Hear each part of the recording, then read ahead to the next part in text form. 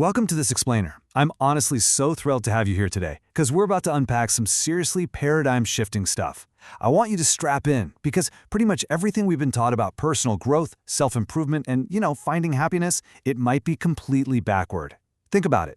We spend our entire lives trying to build ourselves up, layer by layer, thinking that if we just add enough good habits, we'll finally be free. But what if the secret isn't adding to yourself at all? What if true transformation is actually about subtraction? Okay, let's dive right into this. We all want freedom, right?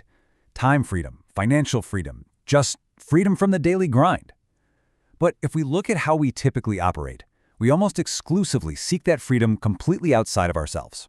We think, if I just become more successful, well then I'll be free. Or if I finally make enough money, that's going to solve all my problems. We chase relationships, hoping a partner is going to make us feel whole. Or we constantly seek the approval of others just to escape that heavy weight of judgment. We are constantly chasing these external markers, totally convinced that they're the keys to our internal locks. But here's the harsh reality, and the source material just nails this perfectly. You can literally achieve every single external fix on your vision board, but if you haven't dealt with your internal reality, you're just going to end up rich, married, wildly successful, and still absolutely miserable. It's like they say, money only solves money problems. You can get into a great relationship or have beautiful kids, but if your inside didn't actually change, you still won't feel free. Why? Because true freedom is solely an internal state. Achieving massive external success without dealing with the unresolved issues going on inside of you, that just leaves you trapped in a much nicer cage. Section 1. Your invisible operating system. So if we aren't born trapped, how do we actually end up this way? How do we lose that innate perfection we all entered the world with and instead build this distorted sense of who we are? 7. This single number is absolutely critical. Psychology shows us that before the age of 7 years old, our brains are essentially just downloading everything around us. Kids at this age, they aren't analyzing or questioning what they're told. This is prime Tooth Fairy and Santa Claus territory, right? They're operating in a highly receptive state, taking everything they see, hear, and experience as absolute, undeniable truth. This early developmental phase, it's known as the theta state. Basically, during this time, a child's mind is acting completely like a sponge. And here is why this is so absolutely vital to understand. Our foundational sense of self wasn't built from our own internal truth. Not at all. It was molded entirely by the external voices, the energies, and the nervous systems of our caregivers. An 8-year-old doesn't stop and say, does this align with my internal source of truth? No way. They look at their parents, who are essentially the gods of their tiny universe, and they just absorb their beliefs, their fears, and their reactions to life's challenges. And this brilliantly illustrates the whole concept of invisible conditioning through a pretty famous parable. So, an older, wiser fish swims past 2 young fish and says, "Water's nice today, isn't it?" The 2 young fish swim on for a bit, look at each other and go, "What's water?" See, they've been in it since the day they were born, so it's completely invisible to them. That is exactly what our childhood programming is like. We downloaded fears, limiting beliefs, and ways of talking to ourselves at such a young age that it simply became our invisible operating system. We don't even know it's there. And because we're just swimming in this invisible water, we unknowingly start living out our parents' unresolved stories and their traumas. Now, to be completely fair and impartial here, we definitely learn amazing things from our caregivers too. How to love, how to find joy, how to treat others. But we also absorbed their unhealed wounds.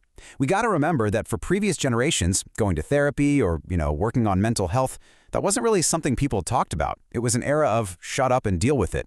They definitely didn't mean to pass it on, but because a child learns who they are through their parents, those unresolved generational traumas literally became part of our programming. Section 2. The river and the boulders. To really wrap our heads around this conditioning, let's look at a powerful visual metaphor from the source material that is honestly going to completely change how you view your own mind.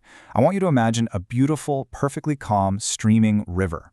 This river, this is your path in life. It's your true self. It represents exactly how you entered this world, peaceful, perfectly whole, and completely undisturbed, before anyone ever told you who you were supposed to be.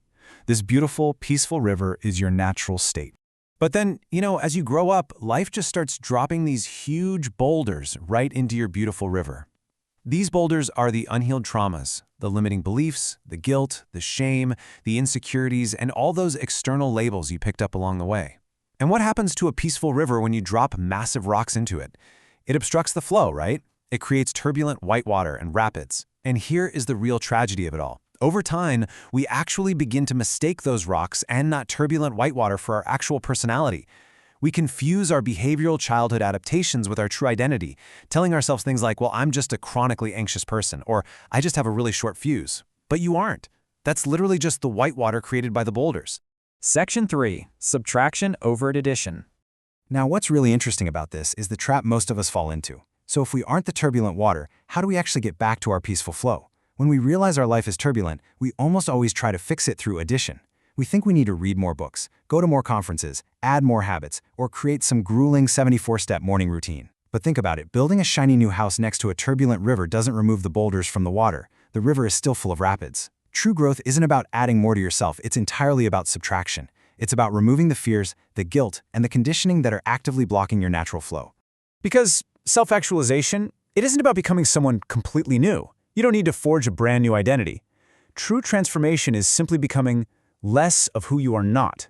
It's about stripping away those behavioral adaptations you adopted as a kid just to fit in or survive. When you finally remove what isn't yours, what's left is the person you were always meant to be. Section 4. The Art of Letting Go. Okay, so realizing the boulders are there, that's really only half the battle. How do we actually remove them? Well, it starts with a pretty mind-blowing scientific fact. 90 seconds. Neuroscience confirms that when you experience an emotion, the actual chemical reaction of that emotion only lasts for exactly 90 seconds in the human body. That's it. Literally a minute and a half. So why do we feel angry or sad for days or weeks or even years? Because our narratives, our resistance, and the stories we keep telling ourselves keep that chemical reaction alive. If we don't resist the emotion, it passes incredibly fast. Let's see how this builds into an exact 3-step framework for confronting and removing these emotional blockages. Step 1. Admit the problem. You have to actively acknowledge the boulders, the guilt, the victim mentality, the jealousy. See them, but don't identify with them. Step 2. Observe your reactions.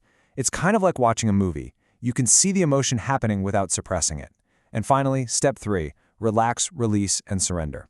You have to allow yourself to actually feel the emotion to let it pass. True transformation isn't just about collecting information, it requires confrontation. And you really cannot avoid this part of the process. It's the old saying, what you resist persists. Pushing your emotions under the rug doesn't make them disappear. It just guarantees they're going to stay lodged in your river, creating endless turbulence. Adding more positive habits on top of suppressed trauma won't save you. You actually have to face and feel those uncomfortable emotions if you ever want to be completely free of them. But man, the reward when you actually do this. Once you start removing these boulders, your river is finally allowed to return to its natural, peaceful state, and the results are profound.